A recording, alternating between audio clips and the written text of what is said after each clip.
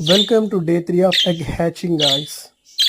So एक cocktails इस बज्जी के मटकी के ऊपर ही बैठे रहते हैं हर हमेशा। उनकी प्लेस है, यही सोते हैं, खा के फिर आके यही बैठते हैं।